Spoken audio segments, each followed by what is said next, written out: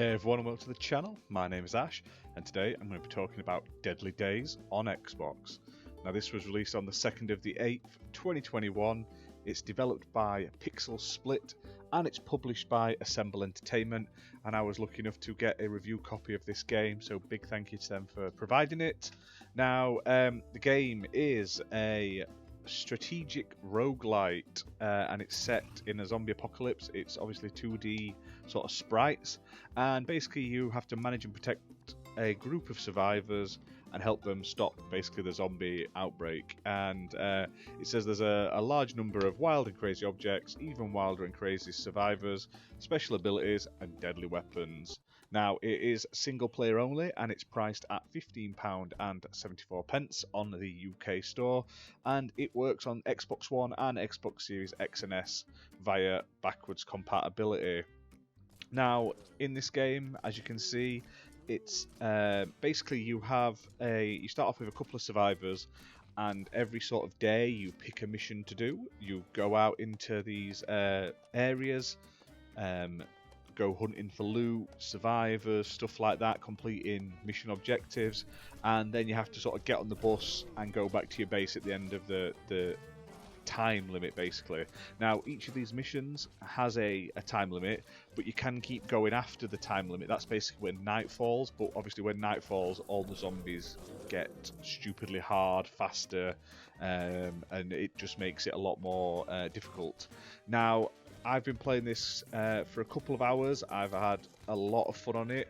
It's definitely a game you can pick up and play just sort of like 10-15 minutes at a time, because each of the missions only lasts a couple of minutes at a time. They're not stupidly long, but yeah, it's just interestingly, and it's stupid and fun. Like I say, it says there's more than 60 crazy objects that make every game unique, including toothpaste.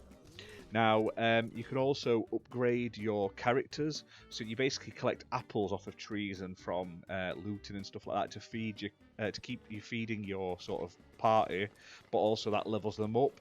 And obviously, while you're playing, they also gain new abilities and sort of perks. Now there's 30 of these special abilities that you can unlock, and they vary from things like you get, mine was, the ones I used a lot was it's like 25% more damage, and then there's ones that are like heal faster and you get more tokens and stuff like that from looting. So you can basically customize your playstyle to exactly how you want it. Now there are 3 different types of specialities as well in the game which you can unlock with like new abilities. So these include survivors, objects, and the types of weapons. So I've told you about the survivor upgrades, but you can also get new weapons, and you can upgrade these weapons as well, and you can get objects which add sort of like perks to you as well. Like I found something like, it was like a shopping basket, and then I found like a cup of coffee and stuff like that. There's just weird little things you can find. Now there's more than 25 types of weapons which get randomly generated modifications. So there's loads of different types of weapons and you can upgrade them, and you find them randomly. Now all of the missions you do, they give you sort of levels of difficulty. So they have like levels of difficulty, levels of loot, levels of like enemy density, so you can pick and choose which ones you want to do each day from like a selection. So like I say, if you're low on men, maybe go for the more enemy light areas, or the ones with more loot if you need to get more apples and more sort of tokens to upgrade. And they're all procedurally generated, so it's always different, and they're always randomized, which I think is really nice.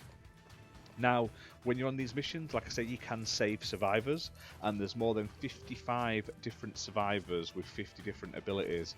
And like I was unlocking people that were dressed as bananas, but you can't get too attached because they die very often, or they did in my game. Like I say, I was playing, and then like the next mission 2 of my guys died, then I found a couple more, and then one of them died. So unfortunately they don't last too long. And then there's also 10 different types of zombies, and 3 boss types as well, which you'll be able to fight during the game. Now I love the pixel art style to it. I just love how well it works. So you aim and point where you want the characters to go, and then to sort of interact with buildings or cars or trees and stuff like that. You click on what you want them to do, and it will like assign the first character to do it, and you can sort of move around and assign them all to different jobs. And then sort of when you want to get back to the bus, you switch the lights on and you click on the bus, and they'll all sort of head down there. But like I say, it's really fun. And then if you get into a pickle, like you've got special abilities, like I had rockets and stuff like that. So when a big group of zombies get around, you can drop like a napalm bomb on them. I had like a healing circle, so I just had to make sure all my characters were close together to do that. And it just made it like every game was different. So every sort of like 2 or 3 games, I'd end up with different survivors. And you don't have to use all the survivors and stuff like that all the time, but I could upgrade certain ones in certain ways. I gave certain ones like melee weapons, certain ones different types of weapons. So I had some with like longer range guns, like machine guns, and I had some with like rocket launchers for sort of more heavy support. And then you also pick up like they look like little hammers, and these can be used to basically upgrade your base. So you can add new buildings, like new rooms to your base, which give you perks and increase the amount of loot you can pick up, and you can increase your weapons, you can modify things, you can build upgrades. So there's a very big depth to this game. It looks like it's just going to be a quick little fun indie sort of 2D pixel game, but honestly you can keep going back, keep playing, and like I say, it just keeps giving you more and more things to do. And like I said, there's so many different things to find and so many different survivors to save, and you never know what you're going to get when you go there. Like I say, you get sort of the rough explanation, like this is a hospital, go to the hospital, or this is like a looter map, so you've got to go to the supermarkets and stuff. But until you're actually in the level, you don't really know what you're going to do.